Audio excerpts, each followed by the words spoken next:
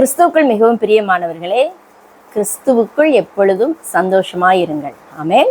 சந்தோஷமாயிருங்கள் என்று மறுபடியும் உங்களுக்கு சொல்லுகிறேன். இன்று கர்த்தர் நம்மோடு கூட பேசுகிற வார்த்தை சகரியா தீர்க்கதரிசியின் புஸ்தகம் 8ஆம் அதிகாரம் 9ஆம் வசனம். வாசிக்கிறேன்.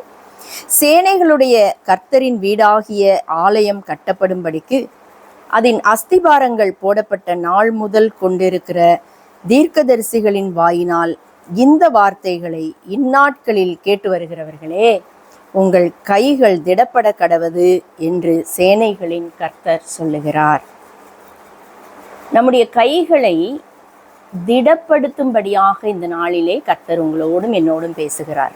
ஒருவேளை இத்தனை நாட்களாக வியாதியில் இருந்திருக்கலாம், சோர்ந்து போய் இருந்திருக்கலாம், கடன் பிரச்சனையில் இருந்திருக்கலாம், பலவிதமான பாடுகளின் நடுவில் இருந்திருக்கலாம், உற்றார் உறவினரால் பகைக்கப்பட்ட நிலையில் இருந்திருக்கலாம், ஒரு தாழ்வில் நீங்கள் இருந்திருக்கலாம். எப்படிப்பட்ட நிலையில் இருந்தாலும் இனி வரப்போகிற இந்த புதிய நாட்கள், அதாவது இப்போது நம்ம ஜூன் மாதம் முடிகிற ஒரு நிலையில் இருக்கிறோம் இல்லையா? இந்த புதிய மாதம் பிறக்க போகிற இந்த வேளையில் கர்த்தர் உங்களுக்கும் எனக்கும் கொடுக்கிற வாக்கு தத்தம் இதை எழுதி வைத்து கொள்ளுங்க. இது நிச்சயமாகவே நடக்கும், நிச்சயமாகவே முடிவு உண்டு, உன் நம்பிக்கை வீண் போகாது அப்படின்ற வார்த்தையை இந்த நாளில் கர்த்தர் கொடுக்கிறார். பிறக்க போகிற இந்த புதிய மாதம் இது ஒரு புது யுகம்னு கூட சொல்லலாம். பழையவைகள் எல்லாம் ஒழிந்து போயின, எல்லாம் புதிதாயின. இப்படி நிறைய வார்த்தைகளை கேட்டிருக்கோமே அப்படின்னு நீங்கள் நினைக்கலாம். ஆனால் இந்த தேதியை போட்டு நீங்கள் எழுதி வச்சுக்கோங்க. மிக சீக்கிரத்தில் நீங்கள் சொல்ல போகிறீங்க, ஆமாங்க சிஸ்டர், அப்படியே கர்த்தர் நடத்தி கொண்டு இருக்கிறார் அப்படின்னு நீங்கள் சொல்ல போகிறீங்க. எத்தனையோ நாட்களாக தள்ளி தள்ளி போன காரியங்கள் எல்லாம் ஜெயமாக முடிய போகிறது. ஏனென்றால் இத்தனை நாட்களும் நம்ம சுய பலத்தில் ஏதேதோ நம்ம முயற்சித்து அது முடியாமல் போயிருக்கலாம். ஆனால் இனி வரக்கூடிய நாட்களை குறித்து கர்த்தர் உங்களுக்கும் எனக்கும் சொல்லுகிற வார்த்தை என்ன அப்படின்னா, உங்கள் கைகள் திடப்பட கடவது என்று சேனைகளின் கர்த்தர் சொல்லுகிறார். நீங்கள் அந்த 8ஆம் அதிகாரம் சகரியா தீர்க்கதரிசியின் புஸ்தகம் 8ஆம் அதிகாரத்தில் முந்தின அந்த 1 to 8 வரைக்கும் இருக்கிற வசனங்களை நீங்கள் வாசித்து பார்த்தீங்கன்னா, ஆண்டவர் சொல்கிறாங்க, எருசலேம் சத்திய நகரம் என்றும் சேனைகளுடைய கர்த்தரின் பர்வதம் பரிசுத்த பர்வதம் என்றும் அழைக்கப்படும் என்று கர்த்தர் சொல்லுகிறார். ஆண்டவர் என்ன சொல்கிறாங்கன்னா, 2வது வசனம் பாருங்களேன், இன்னும் நம்மளை ரொம்ப உற்சாகப்படுத்துகிற ஒரு வசனம். நான் சீயோனுக்காக கடும் வைராக்கியம் கொண்டேன், அதற்காக மகா உக்கிரமான வைராக்கியம் கொண்டேன் என்று சேனைகளின் கர்த்தர் சொல்லுகிறார். இவ்வளோ நாளும் நம்ம பலத்தில் நம்ம முயற்சித்தோம், அது சரியாக ஒர்க் அவுட் ஆகலை. ஆனால் இப்போ ஆண்டவர் சொல்கிறாங்க, உனக்காக நான் வைராக்கியம் கொண்டிருக்கேன், உன்னை நான் உயர்த்த போகிறேன், நீ அதை உட்காந்து பாருன்னு சொல்கிறாங்க. அல்லேலூயா. அப்படிப்பட்ட நாட்களுக்குள்ளாக நாம் கடந்து வந்திருக்கிறோம். நகரத்தின் தெருக்களிலே விளையாடுகிற ஆண் பிள்ளைகளும் பெண் பிள்ளைகளும் அதன் வீதிகளில் நிறைந்திருக்கும் என்று சேனைகளின் கர்த்தர் சொல்லுகிறார். சேனைகளின் கர்த்தர் சொல்லுகிறது என்னவென்றால், அது இந்த ஜனத்தில் மீதியானவர்களின் பார்வைக்கு இந்நாட்களில் ஆச்சரியமாயிருந்தாலும் என் பார்வைக்கும் ஆச்சரியமாய் இருக்குமோ என்று சேனைகளின் கர்த்தர் சொல்லுகிறார். அதாவது ஆண்டவர் நம்ம எருசலேமின் நடுவில் குடியிருக்க பண்ண போகிறார். அப்படி குடியிருக்க பண்ண போகிற அந்த ஜனங்கள் எப்படி இருப்பாங்களாம்? அதாவது நீங்களும் நானும் எப்படி இருப்போமாம்? எனக்கு உண்மையும் நீதியுமான ஜனமாயிருப்பார்கள், கர்த்தருக்கு உண்மையும் நீதியுமான ஜனமாயிருப்பார்கள். இன்னைக்கு ஆண்டவர் உங்களோடு என்னோடும் பேசுகிற ஒரு காரியம் என்னன்னா, என்ன செஞ்சா நமக்கு இது நடக்கும் அப்படின்னு கேட்டிங்கன்னா, ஆண்டவர் சொல்கிறாங்க, மீகா 6:8 வாசிக்கிறேன். மனுஷனே, நன்மை இன்னதென்று அவர் உனக்கு அறிவித்திருக்கிறார். நியாயம் செய்து இரக்கத்தை சிநேகித்து உன் தேவனுக்கு முன்பாக மனத்தாழ்மையாய் நடப்பதை அல்லாமல் வேற என்னத்தை கர்த்தர் உன்னிடத்தில் கேட்கிறார்? வேற எதையும் அவர் நம்மகிட்ட கேட்கல. நம்ம என்ன கொடுத்து அவருக்கு நிறைஞ்சிரும் சொல்லுங்க? எல்லாமே அவருடையது, அவருடைய கரத்திலிருந்து தான் நமக்கு வந்திருக்கு. நம்ம ஏதாவது கொடுத்து அவருக்கு நிறையுமா? இல்லை. அப்போ அவர் நம்மகிட்ட கேட்குறது என்ன? உங்களிடத்திலும் என்னிடத்திலும் அவர் எதிர்பார்ப்பது என்ன? இன்னொரு வசனம் வாசிக்கிறேன். மீகால வாசிச்சோம், நியாயத்தை சிநேகிக்கணும், அவருக்கு முன்பாக மனத்தாழ்மையா நடக்கணும். சகரியால சொல்லியிருக்கு, உண்மை பேசணும். உபாகமம் 10:12 சொல்லியிருக்கு, இப்போதும் இஸ்ரவேலே, நீ உன் தேவனாகிய கர்த்தருக்கு பயந்து அவர் வழிகளில் எல்லாம் நடந்து அவரிடத்தில் அன்பு கூர்ந்து உன் முழு இருதயத்தோடும் உன் முழு ஆத்மாவோடும் உன் தேவனாகிய கர்த்தரை சேவித்து நான் இன்று உனக்கு கற்பிக்கிற கர்த்தருடைய கற்பனைகளையும் அவருடைய கட்டளைகளையும் உனக்கு நன்மை உண்டாகும்படி கை கொள்ள வேண்டும் என்பதை அல்லாமல் வேற எதை உன் தேவனாகிய கர்த்தர் உன்னிடத்தில் கேட்கிறார்? இதோ வானங்களும் வானாதி வானங்களும் பூமியும் அதிலுள்ள யாவும் உன் தேவனாகிய கர்த்தருடையவைகள். ஆண்டவர் சொல்றாங்க, இந்த மலைகளிலே இந்த பர்வதங்களிலே ஆயிரம் ஆயிரமாய் திரிகிற மிருகங்கள் என்னுடையவைகள்.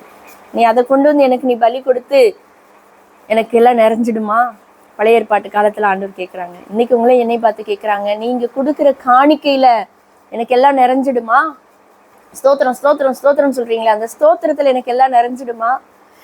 அங்க 1000-10,000 தேவ தூதர்கள் அவருடைய சமூகத்தை தரிசித்து கொண்டே இருக்கிறார்கள். சத் சங்கமாகிய சபை இருக்கிறது, பரிசுத்தவான்கள் இருக்கிறார்கள், தேவ தூதர்களின் சேனைகள் இருக்கிறார்கள். சேனைகள் வசனம் சொல்லுது, ஒரு தேவதூதன் ஒரு காலை சமுத்திரத்திலும் ஒரு காலை நிலத்திலும் வைத்து நின்றான் என்று வெளிப்படுத்தின விசேஷத்துல நம்ம வாசிக்கிறோம். மாணவர்களே, அப்படிப்பட்ட தேவ தூதர்களை கொண்ட சேனை, சேனை மட்டும் இல்ல, சேனைகள். அப்ப எவ்வளோ கோடான கோடி தூதர்கள் அவரை ஆராதித்து கொண்டிருக்கிறாங்க தெரியுமா? ஆஃப்டர் ஆல் நீங்களும் நானும் ஸ்தோத்திரம் துதிக்கிறோம்ப்பா நன்றியப்பான்னு சொல்ற அந்த பலிகளையா அவர் எதிர்பார்த்து கொண்டிருக்கிறார்? இல்லை பிரியமானவர்களே. ஏன் கற்பனைகளை கை கொள்ள வேண்டும் என்றால், மீண்டும் அந்த வசனத்தை வாசிக்கிறேன், உனக்கு நன்மை உண்டாகும்படி. ஏன் உண்மையா இருக்க வேண்டும்? ஏன் நம்முடைய வாயிலிருந்து பொய் பிறக்க கூடாது? பொய் நாவுகள் கர்த்தருக்கு அருவருப்பானவைகள் என்று வேதம் சொல்லுகிறது. அவன் பொய்யனும் பொய்க்கு பிதாவுமா இருக்கிறான். இன்றைக்கு வந்து அப்படி சாதாரணமா பொய் நிறைய பேசுறோம், அவ்வளவு சாதாரணமா வருது வாயில. ஆனா சாத்தானுடைய பேரே என்னன்னு கேட்டீங்கன்னா, அவன் பொய்யனும் பொய்க்கு பிதாவுமா இருக்கிறான். பொய்க்கு பிதா. ஒரு முறை என்னுடைய மகனுக்கு வந்து ஆண்டவர், அவன் ஒரு ஸ்கூல் படித்து கொண்டிருந்த போது கர்த்தர் ஒரு வெளிப்பாடு கொடுத்தாங்க. அது என்ன அப்படின்னா, அவனுடைய வேதத்தை அவன் ஆராய்ச்சி செய்து படித்து கொண்டிருந்தான். அப்ப அவன் எழுதி வச்சு அப்புறமா எங்களுடைய குடும்ப ஜெப நேரத்துல, எங்களுடைய குடும்பத்தினுடைய பைபிள் ஸ்டடி நேரத்துல அவன் அதை ஷேர் பண்ணான். அது என்னன்னா ஆச்சரியமா இருந்தது. ஒரு சின்ன பையனுக்கு ஆண்டவர் இப்படி ஒரு வெளிப்பாடு கொடுத்திருக்கிறாரே அப்படின்னு. அது என்ன வெளிப்பாடு அப்படின்னு கேட்டீங்கன்னா, பிதாவாகிய தேவனுடைய வாயில் இருந்த வார்த்தை தான் ஆண்டவராய் இயேசு கிறிஸ்து, குமாரனாய் இயேசு கிறிஸ்து. அவர் உண்மை. அவருக்கு பேர் என்னது? அவர் வழியும் சத்தியமும் ஜீவனும். சத்தியம், அவர்தான் உண்மை. உண்மை is equal to Jesus Christ. அதே மாதிரி பொய்யனும் பொய்க்கு பிதாவும். சாட்டன் வந்து யாருன்னா பொய்க்கு பிதா. சாட்டனுடைய வாயில் இருக்கிற வார்த்தை தான் என்னது? பொய். பிரியமானவர்களே, வாயிலே பொய் வந்தது என்றால் பிசாசினுடைய மகன் வாயில் இருப்பதாக அர்த்தம் என்று என்னுடைய மகன் அந்த நாட்களிலே சொன்னபோது அந்த வெளிப்பாடு மிகவும் ஆச்சரியமாக இருந்தது. ஆமென். இப்படியாக அநேக காரியங்களை தேவனுடைய பிள்ளைகளாக இருந்தாலும் நாம் அவருடைய கட்டளைகளின்படி பிரமாணங்களின்படி நடக்க தவறுகிறதினால்தான் இன்னும் அவருடைய கரத்திலிருந்து பூரணமான நன்மையை நாம் பெற்றுக்கொள்ளாமல் இருக்கிறோம். பிரியமானவர்களே, மீண்டும் அந்த வசனத்தை வாசிக்கிறேன். சகரியா தீர்க்கதரிசியின் புஸ்தகம் 8ஆம் அதிகாரம் 9ஆம் வசனம். உங்கள் கைகள் திடப்பட கடவது என்று சேனைகளின் கர்த்தர் சொல்லுகிறார். ஆமென். ஹல்லேலூயா. இன்னும் ஒரு வசனம் வாசிக்கிறேன். சகரியா 8:16. நீங்கள் செய்ய வேண்டிய காரியங்கள் என்னவென்றால், அவனவன் பிறனோடே உண்மையை பேசுங்கள், உங்கள் வாசல்களில் சத்தியத்துக்கும் சமாதானத்துக்கும் ஏற்க நியாயம் தீருங்கள், ஒருவனும் பிறனுக்கு விரோதமாய் தன் இருதயத்தில் தீங்கு நினையாமலும் இருதயத்துல கூட இன்னொருத்தருக்கு தீங்கு நினைக்க கூடாதுன்னு கர்த்தர் உங்களுக்கு எனக்கும் கட்டளையாக கொடுக்கிறார். பொய் ஆணையின் மேல் பிரியப்படாமலும் இருங்கள், இவைகள் எல்லாம் நான் வெறுக்கிற காரியங்கள் என்று கர்த்தர் சொல்லுகிறார். இந்த நாள்ல கர்த்தர் நம்மோடு கூட பேசி இருக்கிறார். கர்த்தர் நமக்கு இந்த புதிய மாதத்துல புதிய நன்மைகளை வைத்திருக்கிறேன் என்று வாக்குத்தத்தம் செய்திருக்கிறார். பாலைவனங்கள், வனாந்தரங்கள் செழிப்பான வயல்வெளியாக மாறும். துக்கம் எல்லாம் இயேசுவின் நாமத்தினாலே சந்தோஷமாக மாறும். சாம்பல் எல்லாம் இயேசுவின் நாமத்தினாலே சிங்காரமாய் மாறும். ஆமென். விசுவாசிங்க, கட்டளைகளுக்கு கீழ்ப்படிய ஒப்பு கொடுங்க. கர்த்தர் நம்மை ஆசீர்வதிப்பார். நாம் ஜெபிப்போமா? கிருபை இரக்கம் நிறைந்த எங்கள் அன்பின் தகப்பனே, அப்பா, இந்த ஆசீர்வதிக்கப்பட்ட கால வேளையில ஆண்டவரே, நாங்கள் உம்முடைய சமூகத்தை நோக்கி வந்திருக்கிறோம். ஆண்டவரே, இப்போதும் ஆண்டவரே, எத்தனை நாட்கள் நான் காத்திருப்பேன் என்று சொல்லி இன்னும் என் வாழ்க்கையிலே ஒரு விடிவு காலம் பிறக்கவில்லையே. என்னுடைய மகளுக்கு எப்போ கல்யாணம் ஆகும்? என் மகனுடைய வாழ்க்கை எப்போது கட்டப்படும்? என் பிள்ளைகளுக்கு எப்போது வேலை கிடைக்கும்? என் பிள்ளைகளுக்கு எப்போ இந்த பிரச்சனை மாறும்? குழந்தை பாக்கியம் எப்போது கிடைக்கும்? அல்லது இந்த தொழில் எப்போது சரியாகும்? இந்த கடன் எப்போது மாறும்? இந்த தண்டல் கட்டுகிற நிலை எப்போது மாறும்? இந்த வியாதி என்னை விட்டு எப்போது நீங்கும் என்று சொல்லி ஆண்டவரே, குடும்பத்தில் எப்போ நிம்மதி கிடைக்கும், எப்போது சமாதானம் உண்டாகும் என்று சொல்லி ஆண்டவரே, இந்த நாளிலே வேதனையோடு துக்கத்தோடு பாரத்தோடு கூட இருக்கிற ஒவ்வொருவருக்காக தேவ சமூகத்திலே ஜெபிக்கிறேன். ஆண்டவரே, இந்த பிள்ளைகளின் கண்ணீர் யாவையும் தகப்பன் துடைப்பீராக. நீங்க உங்களுடைய பிள்ளைகளுக்காக வைராக்கியம் கொள்வேன் இந்த நாள்ல நீங்க பேசி இருக்கிறீங்க. ஆண்டவரே, வைராக்கியம் கொள்ளுங்க ஆண்டவரே, வைராக்கியம் கொள்ளுங்க ஆண்டவரே.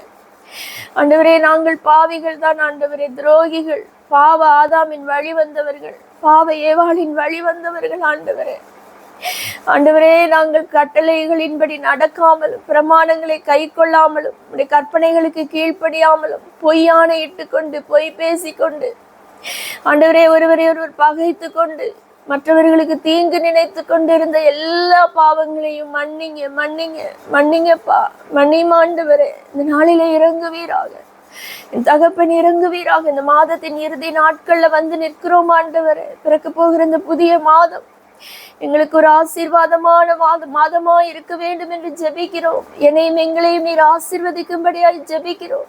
எனக்கும் எங்களுக்கும் இது ஆசீர்வாதமான மாதமாய் நீர் தர வேண்டும் என்று சொல்லி ஜெபிக்கிறோம் ஆண்டவரே.